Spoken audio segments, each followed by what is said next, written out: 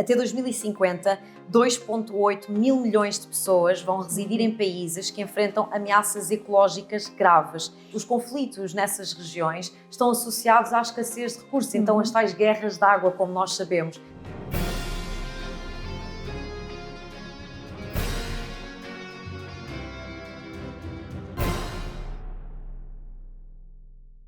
Olá Catarina, bem-vinda ao nosso podcast Verde Sem Fronteiras. Queria-te pedir que falasses um pouco sobre ti, que te apresentasses a quem nos acompanha e falasses um pouco sobre o teu percurso, quer académico, quer também profissional. Obrigada, Inês, e muito obrigada desde já pelo convite, é um gosto enorme estar aqui convosco.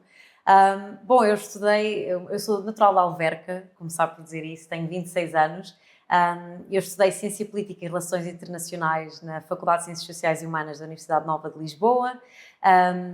Depois fui fazer o meu mestrado em Governance, Leadership and Democracy Studies na Universidade Católica, e digo em inglês porque é mesmo um programa internacional e, portanto, muito dirigido já para aquilo que depois foi a minha passagem pelo estrangeiro. E ao mesmo tempo eu estava a trabalhar em diplomacia aqui em Portugal, aqui em Lisboa, em algumas missões diplomáticas e, portanto, desde logo um contacto muito grande com aquilo que é a diplomacia pública, a diplomacia económica e a percepção das relações bilaterais entre países. E depois sim, fui para os Estados Unidos com uma bolsa Fulbright e FLAD, para fazer investigação sobre uma agenda muito específica das Nações Unidas, que parte da Resolução 1325, que depois já podemos ir a mais detalhe, mas é a agenda de Women, Peace and Security, Mulheres, Paz e Segurança.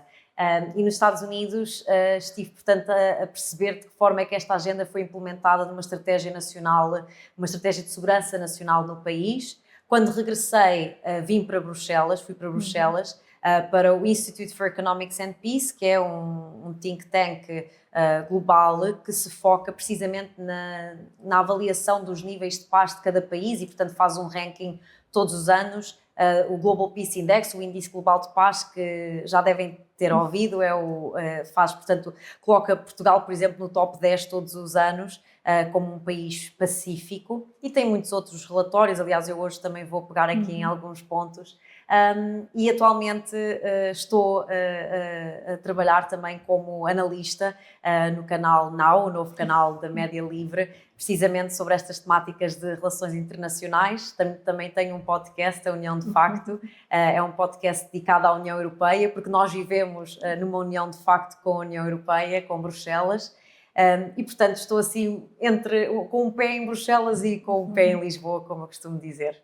Eu sei que é sempre difícil falarmos de nós próprias, mas antes de entrarmos aqui no mundo da nossa conversa do podcast, eu gostaria também de partilhar com quem nos está a acompanhar. Tu foste recentemente distinguida enquanto uma das jovens mais influentes pela revista Sábado. Como é que te sentiste? Porque nós, mulheres, sabemos que há aqui um caminho que temos feito para quebrar o fosso da desigualdade, seja a nível daquilo que é o feminismo, mas também os próprios jovens. E sendo mulher e jovem, sentes que foi também quebrar mais uma barreira, não só para a juventude, mas também para as mulheres? Claro que sim, Inês, sobretudo porque estava muitíssimo bem acompanhada por outras mulheres que são absolutamente inspiradoras e arrebatadoras e que abrem essas portas. E para além disso é uma grande responsabilidade, eu acho, porque a partir do momento em que alguém nos dá esse título, então nós temos que fazer valê-lo, e eu acho que colocou esse peso em cima de mim, mas é um peso muito positivo e que eu recebo até com imensa humildade, e eu acho que é muito bom haver este espaço, cada vez é um espaço crescente em Portugal, de valorização dos jovens, de valorização de novas vozes, jovens e mulheres, e portanto eu fico muito orgulhosa de estar, obviamente, nessa lista, porque há uns anos eu acho que não seria uma iniciativa que teria tanta recepção e, portanto, que seria tão bem recebida, e, portanto, eu acho que é um ótimo passo nesse sentido. Eu aproveitava até este caminho e essa distinção. Tens a oportunidade de dar voz a causas mais do que justas e que são desafios que o século XXI tem pela frente. Uma delas são as alterações climáticas, mas também a escassez de recursos e tendo em conta que quem está a pagar a fatura neste momento e quem vai pagar esta fatura mais pesada do ponto de vista climático são os mais jovens, como é que tu olhas para esta escassez de recursos, a necessidade de gerirmos e olharmos para bens que tantas vezes são considerados como sendo infinitos, mas que não são, e que medidas é que tu achas que do ponto de vista, na tua perspectiva, que do ponto de vista global devemos adotar para garantir não só a preservação dos recursos naturais, mas também como é que isto pode ameaçar a própria paz global e aquilo que de alguma forma são depois estes movimentos migratórios e toda esta gestão que vais acompanhando também, não só no teu podcast, mas também naquilo que é a análise que vais fazendo do ponto de vista mais global. É isso, porque nós temos, desde logo, o problema nascente, que é da escassez de recursos e de uma necessidade urgente de garantir que as gerações vindouras também possam prosperar, não é? Que tenham as mesmas oportunidades que nós e que garantidamente não terão, porque a forma como estamos a deixar o nosso planeta é muito prejudicial para essas mesmas gerações vindouras, mas lá sabemos que as Nações Unidas têm feito um grande apelo no sentido de garantir que os Objetivos de Desenvolvimento Sustentáveis estipulados na Agenda 2030 são cumpridos. Estamos muito longe de atingir esses objetivos, não os vamos atingir em 2030, mas é ainda assim muito importante de continuarmos a trabalhar para que pelo menos estejamos mais próximos ou que a preservação seja uma questão muito presente naquilo que fazemos. E eu acho que, por exemplo, naquilo que me toca, porque eu não sou especialista naturalmente em ecologia, não sou ativista ambiental, mas aquilo que me toca realmente é a questão do conflito e da paz e a forma como a escassez dos recursos, as alterações climáticas e no conjunto as ameaças ecológicas colocam um grande desafio à sustentabilidade da paz e até mesmo portanto, impedem a mitigação do conflito. Há muitos exemplos que podem exacerbar, ou seja, problemas como a escassez da água, por exemplo, que sabemos que é uma realidade também presente no nosso país, pode não ter ainda a dimensão que tem noutros locais do mundo, mas a escassez da água tem potenciado e exacerbado muitos conflitos. Sentes que, inclusive, ao nível do conflito armado, isso pode ter a ver com um problema que tem tendência a agudizar o conflito existente? Sem dúvida alguma, são a escassez de recursos e as ameaças ecológicas que se prendem desde logo, por exemplo, com a insegurança alimentar, com a escassez de água, com o próprio aumento demográfico e muitos outros, portanto, as secas, até mesmo catástrofes naturais, estão intimamente ligadas com a capacidade de dar resposta, portanto, a resiliência da sociedade em dar resposta a estas ameaças e depois a possibilidade de conflito. Ou seja, vamos expor o assunto, portanto, a questão aqui da escassez de água. Nós sabemos que, por exemplo... Talvez seja o mais paradigmático, sim, que está muito presente em algumas populações e comunidades. Muito presente em muitos países e que é a razão pela qual os conflitos têm lugar. Por exemplo, no Lago Chad, muitos argumentam que foi a má gestão dos recursos hídricos que potenciou depois o conflito nessa região. A África subsaariana é outro exemplo em que muitos países, por exemplo, como a Etiópia, estou-me a lembrar, ou o Sudão do Sul, os problemas, os conflitos nessas regiões estão associados à escassez de recursos, então as tais guerras de água, como nós sabemos. E, portanto, é impossível é impossível encontrarmos uma solução sem encontrarmos uma solução sistémica. O que quer isto dizer? Nós, para solucionarmos um conflito nesta região, nós temos que entender quais são as causas e temos que entender as dinâmicas de conflito. E, portanto, muitas vezes aquilo que acontece quando a comunidade internacional vai e tenta procurar uma solução, não atende às necessidades da comunidade local, não atende às tais razões que são ecológicas e que são estruturais, lá está, são do sistema, e que não se vão resolver com uma solução one size fits all, não é? Uma solução quase de funcionou aqui, portanto vai funcionar ali. E, portanto, sem entendermos a estas particularidades que são... que já existem há muitos anos, mas que lá estão, que vão sendo exacerbadas pelas alterações climáticas, então não temos uma solução. É particularmente interessante os dados do Ecological Threat Report, portanto o relatório das ameaças ecológicas do Instituto para a Economia e Paz, o instituto onde eu trabalhava em Bruxelas, e que nos diz, eu tenho aqui alguns números, por exemplo, Até 2050, 2,8 mil milhões de pessoas vão residir em países que enfrentam ameaças ecológicas graves. Isto é em comparação com os números de 1,8 mil milhões no ano passado, em 2023. E, portanto, isto aliado à fraca resiliência social, ou seja, à fraca capacidade que, digamos, os governos dessas regiões têm para dar uma resposta a estas ameaças ecológicas, irá potenciar o risco de conflito. E, portanto, quem sofre com isso são precisamente aqueles que não têm acesso aos recursos, são aqueles que não estão envolvidos na governação do país e que são as principais vítimas destes conflitos intimamente ligados com... Quando falas em sofrimento, quais são os impactos que tu sentes e que tens observado que possam resultar depois, quer do fator ambiental, quer do fator da própria guerra? Porque tantas vezes nós ouvimos dizer que a justiça ambiental é uma face da mesma moeda da justiça social e de facto está tudo interligado. E a Agenda 2030 para o Desenvolvimento Sustentável diz-nos isso mesmo, e como referias e bem, apesar de sabermos que dificilmente vamos cumprir com todos os objetivos até 2030,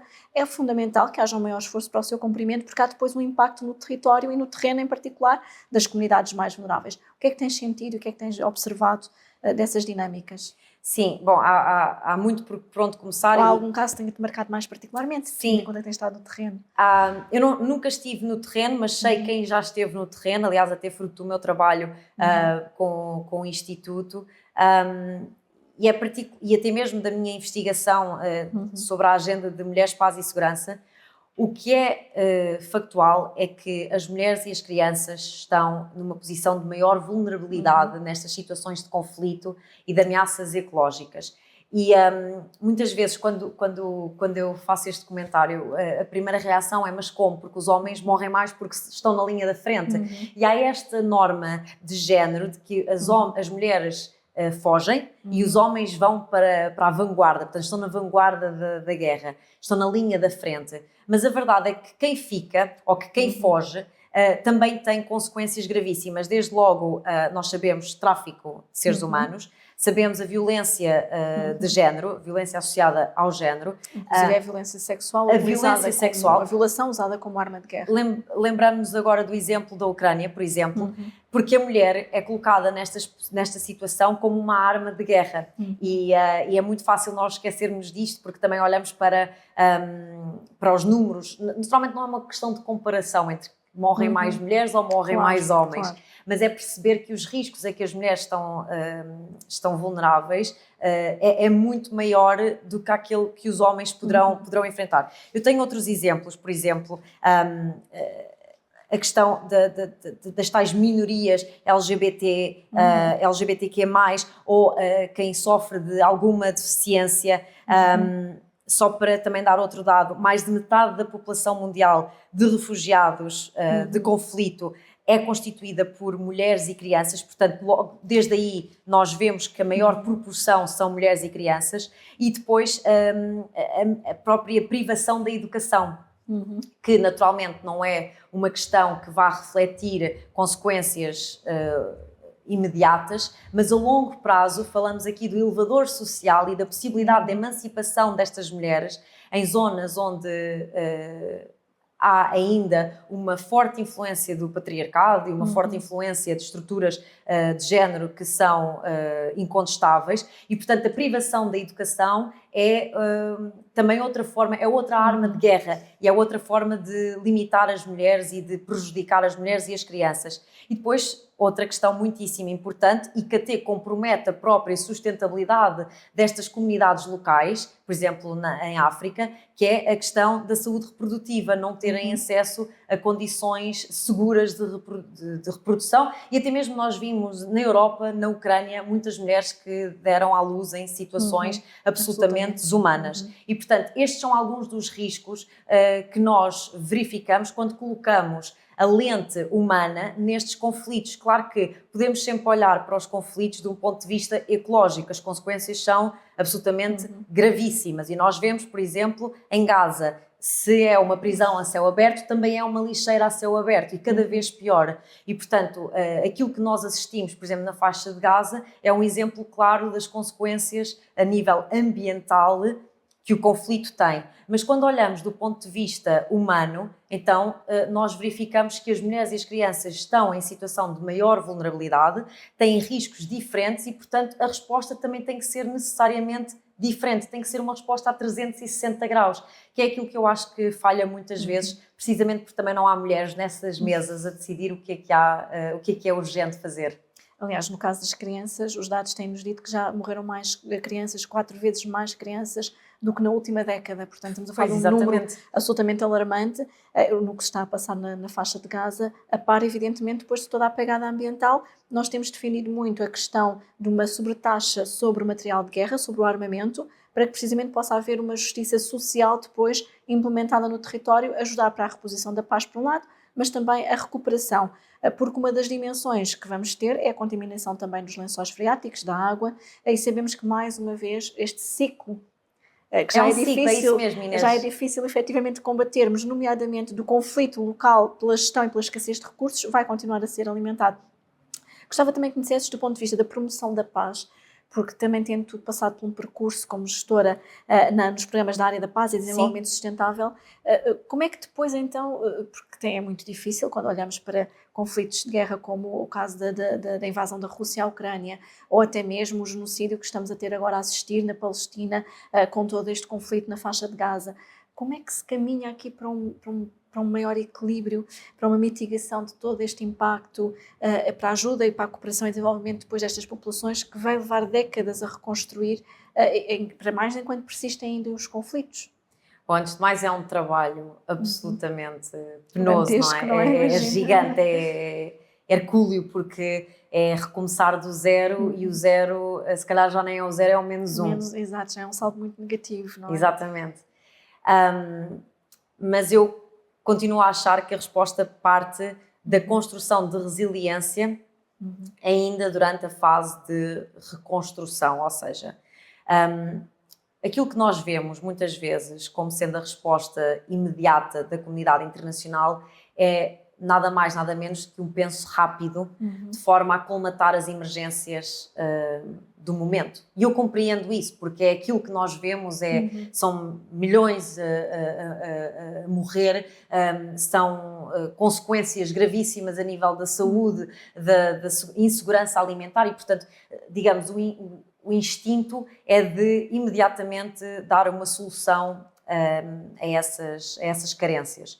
Por outro lado, se não existir um planeamento a longo prazo e uma estratégia de reconstrução e depois de resiliência para saber lidar com estes choques que continuarão a existir, porque o conflito pode terminar, mas em regiões como a África subsaariana a falta de água vai persistir, a falta de alimentos continuará e isso é o tal ciclo vicioso, portanto vai continuar a originar outro tipo de conflito. E portanto, se não pensarmos numa ótica de resiliência, de instrumentalizar a sociedade, de dar ferramentas à sociedade para lidar com estas carências, com estes choques, então, no fundo, não estamos a progredir. Outra questão muito importante, e que lá está, daí a importância de também incluir mulheres no processo de resolução de conflito e depois da negociação de paz, que hoje ainda nos parece muito longe quando pensamos nestes conflitos da Ucrânia ou na Palestina, mas que são importantes.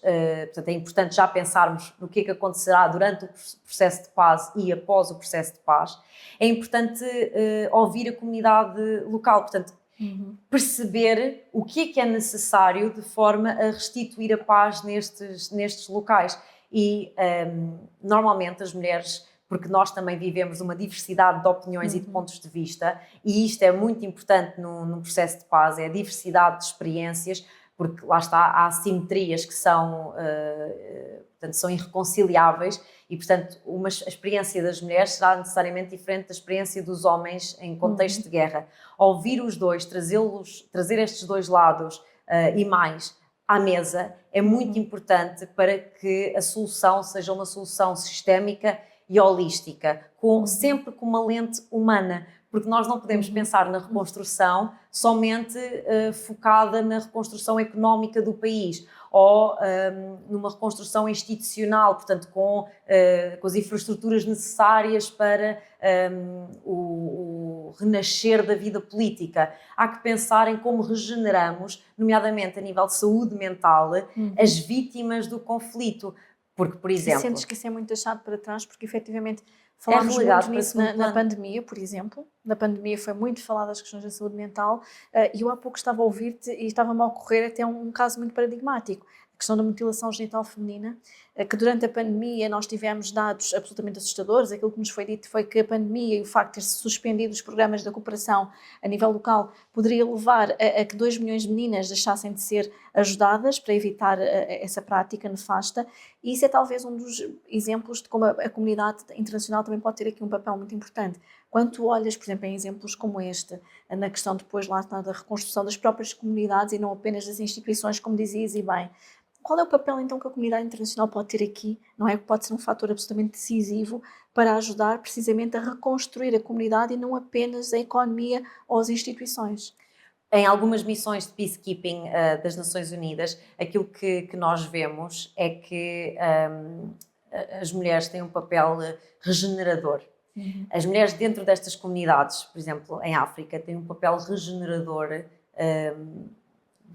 do lar, têm aquele papel mais de cuidar da casa, de cuidar da família. Se uma mulher foi vítima de violência sexual, essa mulher, por exemplo, não consegue tratar da sua família, porque ela própria está traumatizada. O trauma de guerra é uma questão tão severa e tão urgente como o trauma mental de guerra é tão importante como o trauma físico de guerra. E é, por vezes,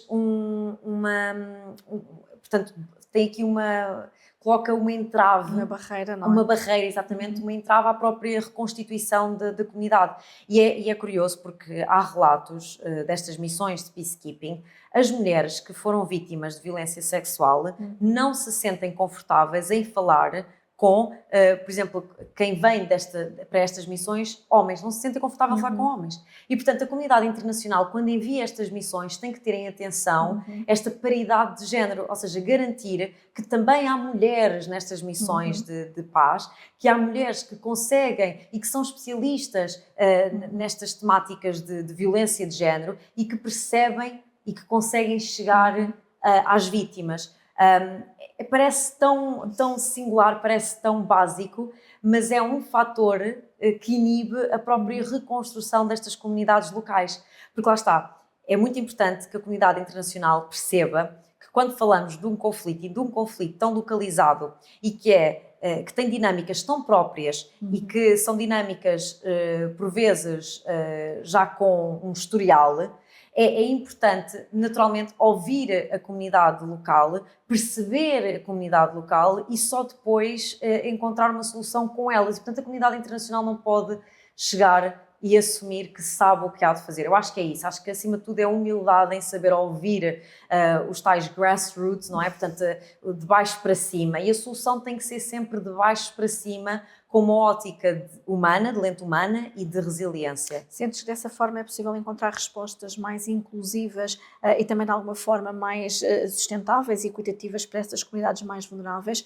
porque temos sempre dentro das múltiplas formas, quer de discriminação que persistem, quer do fosso entre a igualdade de género, mas também as pessoas com deficiência, como referias há pouco, ou a comunidade LGBTI, que há mais. Portanto, dentro depois de todo este efeito devastador que as guerras têm, ou os conflitos junto das comunidades locais, sentes que a comunidade internacional, ao ter esse papel mais humanizado, mais próximo, até mais adequado à realidade local, pode promover uma resposta mais sustentável e mais equitativa, até porque muitas das vezes a tendência que existe é olhar só para a perspectiva económica, ou até mesmo vamos pensar, uma matéria que nos é muito cara, a questão da sustentabilidade ambiental. É fundamental. Nós, por exemplo, promovemos a sustentabilidade ambiental e muitas das vezes o que, agora perdoem-me os homens, mas não resisto à provocação, o que os homens esquecem quando estão na tomada de decisão é que, por exemplo, a economia verde até tem uma maior promoção da igualdade de género, porque há mais trabalho, por exemplo, feminino, há também uma maior capacidade, por exemplo, de regeneração e potenciar o próprio crescimento do PIB, e aplicar estas práticas ao nível das comunidades locais pode também ser mais inclusivo e mais equitativo? Sem dúvida alguma. E é É sempre importante percebermos que não existe desenvolvimento sustentável sem paz. E não há paz sem desenvolvimento sustentável. Portanto, há claramente aqui uma relação que não pode ser quebrada. Binómio, é isso. É mesmo. E, portanto, quando nós ouvimos certas pessoas ou certos membros da comunidade internacional dizer, ok, mas estas questões podem ficar para segundo plano, nós depois tratamos disto. Aí é que está o problema. É porque deixando estas questões para segundo plano, nós estamos apenas a adiar o que virá depois do conflito. E nós até podemos chegar a um momento de alguma reconstrução da sociedade pós-conflito. Mas não será sustentável. Nós vemos, por exemplo, que quando as mulheres estão envolvidas em processos de negociação de paz ou em acordos de paz, esses acordos de paz são muito mais duradouros, duram muito mais tempo e a possibilidade de voltar ao conflito é muito menor. Porquê? Porque lá foram endereçadas, foram tratadas estas questões que dizem respeito à comunidade. Eu acho que é isso, é trazer o poder de volta à comunidade local e tirá-lo a quem não sabe a história, portanto, não sabe a dinâmica, portanto, a dinâmica local. E eu acho que há ainda muito estigma, acho que ainda há muito, este tema ainda é tabu, é desconfortável. Eu sei que quando eu venho dizer que as mulheres e as meninas são as mais vulneráveis ao risco de conflito, não é bem recebido. Porque há ainda... Sentes isso mesmo em Bruxelas, por exemplo? Nós tendemos a achar que só dentro de portas é que isso acontece, mas sentes isso mesmo, por exemplo, quando estás fora de Portugal? Não sinto quando estou dentro da minha bolha, ou seja, não sinto quando estou dentro da bolha de pessoas que também se importam com estas temáticas e que, aliás, têm muito mais experiência do que eu e já estiveram no terreno e são estas pessoas que me ensinam. Portanto, eu não venho para aqui ler números sem saber como é a realidade no local. E estas pessoas que já viveram perdoa-me que eu não sei dizer em português, em compounds, portanto em locais fechados, no Sudão do Sul, que já estiveram em missões humanitárias e que me dizem estas dinâmicas são as dinâmicas reais, ou seja, as mulheres têm que se deslocar para ir buscar água e têm que fazer não sei quantos quilómetros. E elas, ao fazerem não sei quantos quilómetros a pé, então as crianças têm que ficar em casa e não podem ficar sozinhas. Quem é que tem que ficar lá? É o homem. Ok, se o homem fica lá, então como é que a economia cresce? Há todas estas questões que são muito específicas do contexto e que só quem lá esteve é que sabe e é quem me conta. E, portanto, dentro da minha bolha, todos nós nos entendemos, falamos a mesma língua. Fora da bolha, falamos a mesma língua. Fora da bolha, há claramente ainda um grande tabu e uma vontade de negar estes factos e de dizer que não são assim tão importantes. E eu acho que isso é o maior erro que podemos fazer, nomeadamente agora na Ucrânia, que temos a possibilidade de fazer as coisas certas, temos a possibilidade de fazer as coisas certas com os dados que temos. É uma guerra na Europa, portanto pouca desculpa temos para a falta de conhecimento. E parece-me que o caminho que estamos a fazer é que a história se vai repetir, porque quando olhamos para as mesas de negociação na guerra da Ucrânia, vemos muito poucas mulheres. Vemos algumas, mas vemos muito poucas. E depois também é importante ver as mulheres que estão nessa mesa de negociação, que papel têm elas, que pastas ocupam, que palavra têm e sobre o quê. Isso também é importante, não é só participação quantitativa, a participação também tem de ser qualitativa. E quando eu venho dizer isto, eu não estou a querer puxar a brasa à sardinha das mulheres. A solução tem que passar pelos homens e pelas mulheres, tem que passar pelas minorias. Diz isto? Estamos convocados, homens e mulheres estamos convocados. Completamente. E como é que nós podemos chegar a uma paz sustentável e duradoura quando queremos ignorar metade da população mundial? Não é possível. E portanto, eu acho que cada vez mais é importante colocar a nu esta realidade e mostrar como é. Tu há pouco falaste de uma questão que se prende com a educação.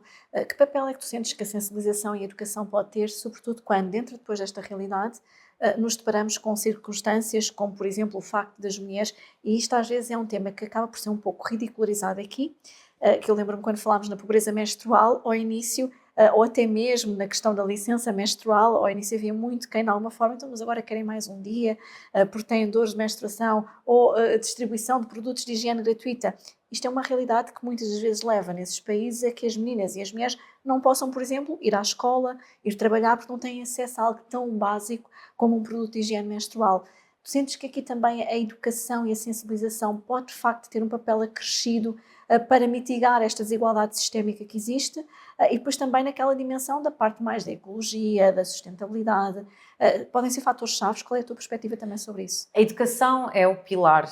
Eu considero a educação... Não é à toa que está na Agenda 2030, não é? Sim, mas a educação é mesmo o pilar. Portanto, a sensibilização, o espírito crítico e a informação são o pilar para tudo. É o motor para a mudança, é o motor para quebrar os tais estigmas. E, portanto, quanto mais educação e quanto mais falarmos sobre isto, mesmo que seja desconfortável e mesmo que estejamos a meter o dedo na ferida, é muitíssimo importante. E, portanto, é por isso que eu não me canso de falar e não me canso de mostrar a relação que há entre as tais ameaças ecológicas, entre a própria saúde reprodutiva das mulheres nestas comunidades e depois o agravamento das tensões, o agravamento das hostilidades. Infelizmente, eu acho é que a educação neste sentido nem sempre é feita pelos canais mais mainstream e que poderiam por isso chegar à audiência esperada. Vou dar um exemplo. Em Bruxelas, a maioria das conferências em que eu participei sobre a agenda de Mulheres, Paz e Segurança são tidas portanto, nas sidelines, não é? Como é que... Portanto, Sim, ou seja, normalmente os painéis não é assim, exato, aqueles não são laterais, o painel não é? principal, Exato, é no painel secundário. Na COP igualmente. É exatamente, eu ia mencionar a COP, porque eu acredito que saibas bem. Portanto, são sempre painéis secundários, nunca é num painel principal. E normalmente a audiência é sempre feminina. É muito raro encontrar um homem. E é muito raro encontrar um homem que esteja na audiência e que não seja alguém que já estude estes temas, ou que seja um académico, um profissional na área. É muito raro estas conferências serem tidas abertas ao público, que realmente interessa. Porque estas questões não podem ser debatidas somente por mulheres, nem devem, porque nós já sabemos, não é? Quem já realmente... sentimos também já na pele, sentimos, não é? Já sentimos, exatamente. A discriminação toca a todas, só não toca aquelas que não estão atentas. Claro. E, portanto, importa sim trazer estes conceitos que muitas vezes são desconhecidos aos homens. Por exemplo, eu estive em abril, em Palermo, numa conferência e a audiência era composta por militares. E, portanto, eram militares italianos, muito tradicionais, muito conservadores, e eu fui para lá falar precisamente da agenda de Mulheres, Paz e Segurança e a importância das mulheres até mesmo no corpo de segurança, lá está, nas negociações, e os diferentes papéis, os diferentes papéis que a mulher desempenha em contexto de guerra.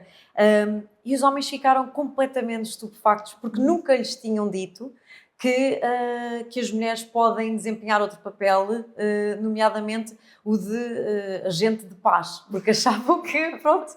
Portanto, esta ignorância que é absolutamente incompreensível, mas que não é, no sentido de que não é falado. Portanto, eles não vão saber porque não é falado, não lhes chega a eles. E, portanto, sim, a educação é fundamental. E já agora, como é que tu achas que nós podemos trazer a sociedade civil e os jovens? Porque tantas vezes há um desfazamento entre a política, as pessoas hoje em dia há um descontentamento, há um desencantamento dos cidadãos em geral com a política e com aquilo que é a necessidade. Temos leis e também temos políticas públicas mais próximas destas preocupações que temos estado aqui a falar. Como é que nós podemos cativar as pessoas a envolverem-se, a participarem, a fazerem parte desta mudança e das suas comunidades quando há este desencantamento? Bom, desde logo a política faz-se de várias formas e em vários contextos. Política é naturalmente a tua atividade, mas a política também pode ser algo mais, ativismo, a política pode também ser cultura, a política pode ser um livro. E, portanto, há muita coisa que pode ser considerado uma participação ativa na vida pública. Eu acho que isso é fundamental esclarecer, porque muitos jovens, eu acho que se sentem pouco motivados para fazer uma vida política, uma carreira na política, pelas razões que sabemos, e portanto é importante que eles saibam que há outras formas de levantar a voz e há outras formas de também se fazer ouvir.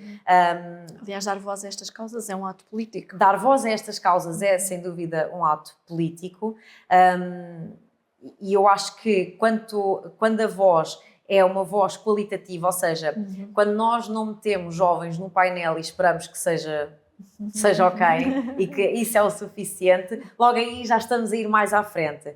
Portanto, é ótimo que haja participação jovem, é ótimo também ver cada vez mais comentadores jovens, mas os jovens não podem ter só um lugar de plateia ou de opinião. Os jovens também têm que ter um papel de decisão. Eu acho que se lhes fosse dada a oportunidade de também fazer parte dessa tomada de decisão, então haveria certamente uma maior participação e uma participação qualitativa. Por outro lado, é importante prepará-los.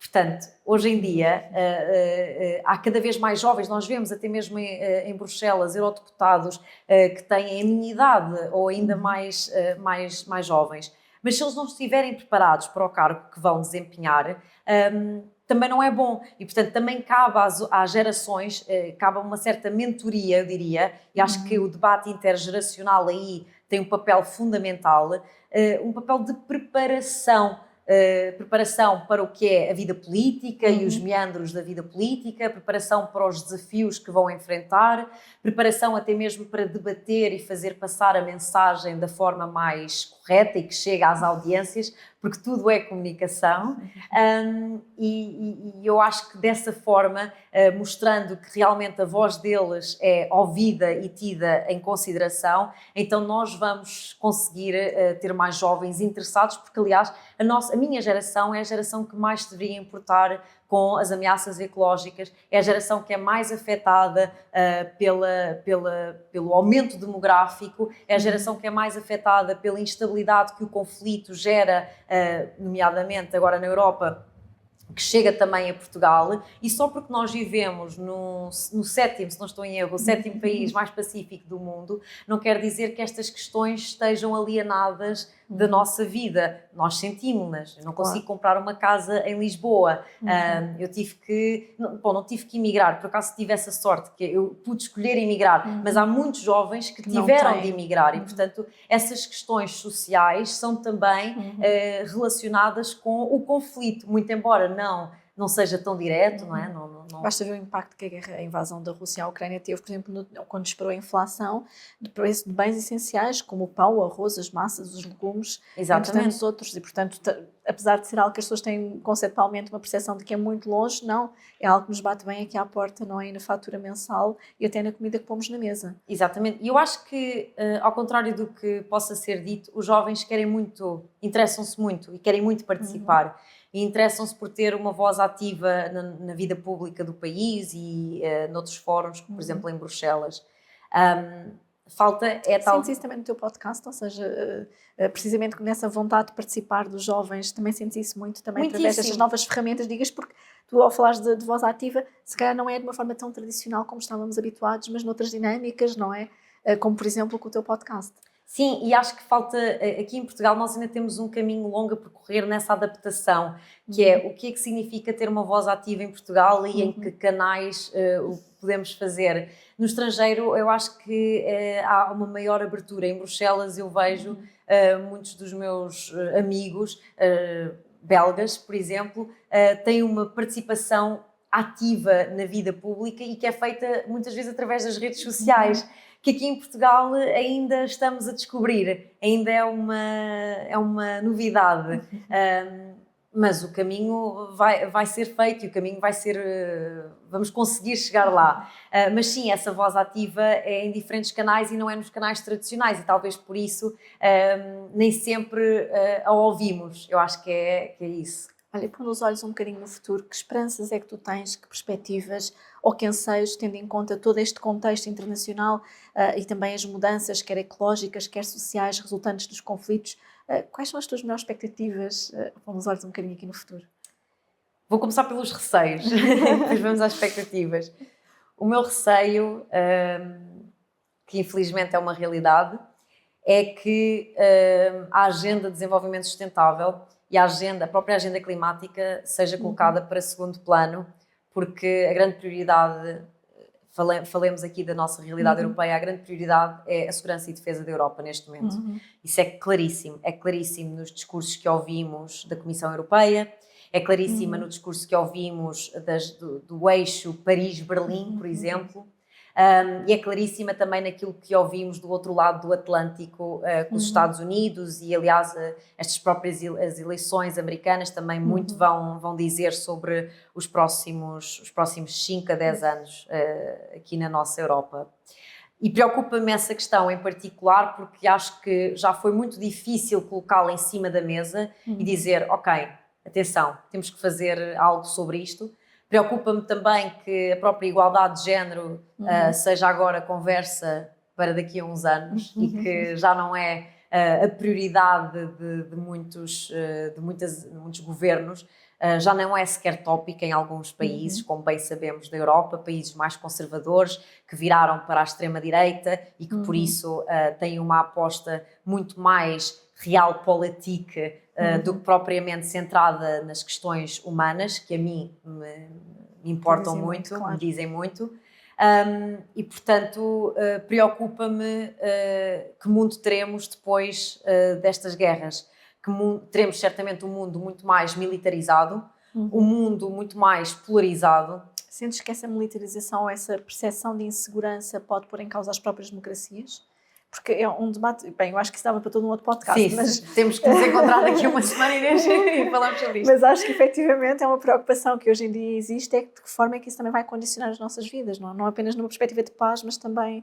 Sente, pelo menos enquanto jovem, sente essa preocupação? Bom, claro, nós já ouvimos falar em serviço militar obrigatório cada vez mais e sente-se, essa insegurança sente-se. E é por sentirmos essa insegurança que depois também não há abertura para falarmos de outras questões que dizem respeito à resiliência e à tal sustentabilidade, não é? Claro. E, portanto, eu acho que a extrema-direita, a insegurança alimentam-se uma à outra. A extrema-direita alimenta-se da insegurança e a insegurança, não é? É tal e qual. E a extrema-direita sabe fazer isto muitíssimo bem, sabe propagar o medo como mais ninguém. E, portanto, vamos ter um mundo cada vez mais militarizado, fraturado, polarizado, um mundo cada vez mais racista também, porque aquilo que nós temos visto com estes conflitos é precisamente os fluxos migratórios, os refugiados de guerra, também naturalmente com as ameaças ecológicas, os refugiados climáticos. E, portanto, há uma reação adversa às migrações.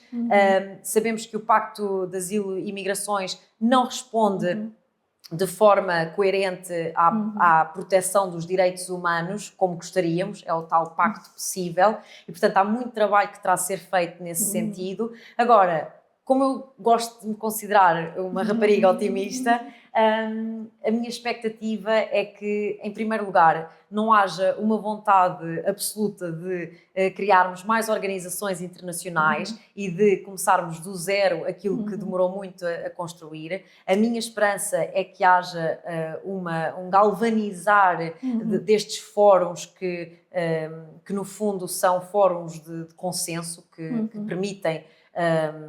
permitem juntar num conselho países que têm interesses irreconciliáveis e que de outra forma não se juntariam. Naturalmente falo das Nações Unidas. Em setembro haverá a Cimeira para o Futuro das Nações Unidas, onde António Guterres definirá, digamos, uma nova estratégia para o futuro e uma nova estratégia para as Nações Unidas e até mesmo de forma a acelerar a agenda para o desenvolvimento sustentável. Minha esperança é que a retórica passe de retórica à ação e que utilizemos os instrumentos que já temos a nosso favor para operacionalizar muitas destas metas e aqui talvez o medo joga a nosso favor, ou seja, há uma necessidade de instigar a urgência nestas questões. Nós vimos, quando foi a pandemia, a União Europeia uniu-se de uma forma que não tem precedentes. E, portanto, se nós sabemos que é possível fazê-lo, por que não fazê-lo agora, que é ainda mais necessário? Devemos esse compromisso para com as gerações vindouras, devemos esse compromisso para com esta geração, que já vai sofrer. Eu ouço muitos amigos meus, eu quero muito ser mãe, e eu ouço muitos amigos a dizerem que não querem ser mães, ou que não querem ser pais, porque têm medo do mundo que vão deixar para os filhos. Portanto, filhos, claro. estes filhos vão ter de lidar com esta realidade.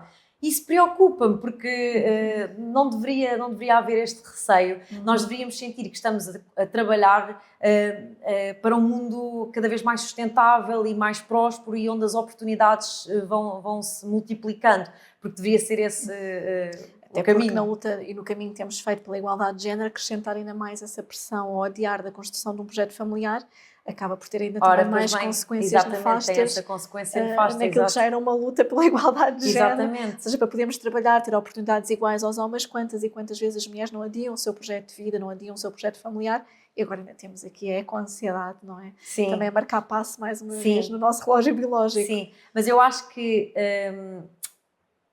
a sociedade civil deixa-me muito esperançosa.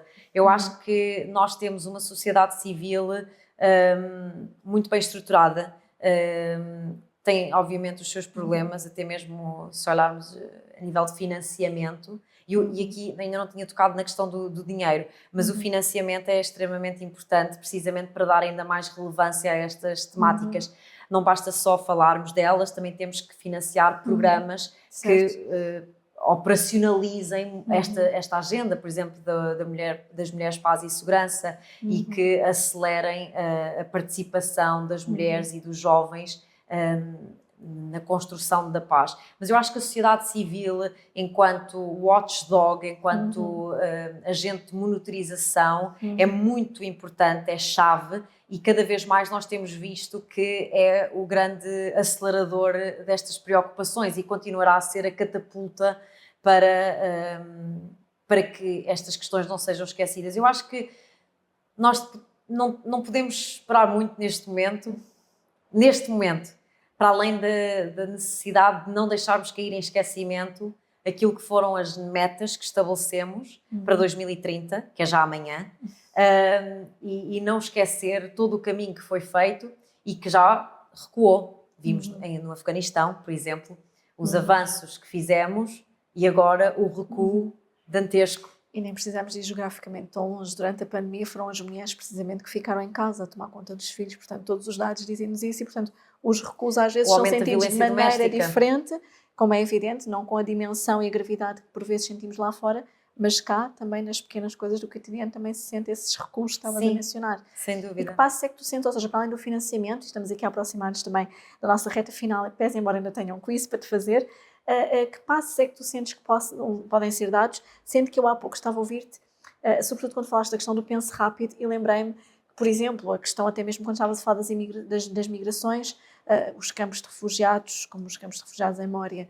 têm sido pensos rápidos para resolver o problema da migração, que põem depois também em causa direitos humanos que deviam de ser inquestionáveis. Sentes que muitas das vezes aquilo que é feito no terreno é insuficiente, ou pode até mascarar de alguma forma aquilo que era uma necessidade de uma resposta mais estruturada? Que passos é que seriam importantes darmos de uma vez por todas?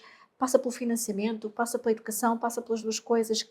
Que armas, passa a expressão um pouco bélica, é que teríamos que utilizar para combater a questão da pobreza estrutural e da sustentabilidade, que precisamos da resiliência, e tu tanto falaste aqui, que é preciso construir? Bom, o financiamento é chave, continuo a dizer, mas depois é também a capacitação da comunidade local, dar-lhes ferramentas para que a comunidade local também possa fazer esse caminho.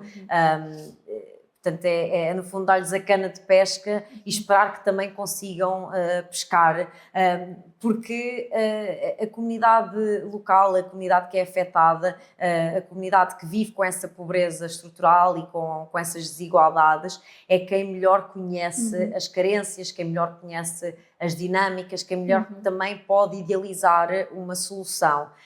Mas naturalmente não tem os recursos, e é aí que a comunidade internacional tem que entrar e tem que agir. E depois eu acho que onde nós também podemos dar largos passos é na monitorização desse processo, garantir que não há, por exemplo, insurreição, ou seja, que não há abusos de poder, que não há espaço para um vazio político e que depois possa dar origem a regimes que coloquem em risco a própria democracia ou a tentativa de criar uma democracia nesses locais. E, portanto, ou artificializada, não é? Como exatamente. pode também muitas vezes acontecer. Exatamente. Não é? Tivemos agora recentemente as eleições na Venezuela, vamos ter nos Estados Unidos.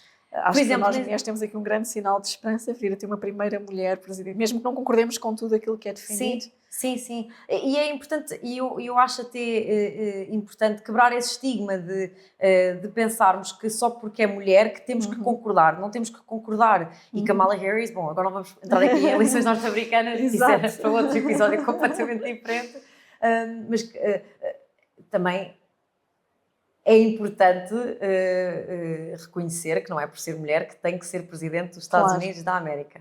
É importante que tenha mérito e isso é uma questão que para mim é fundamental.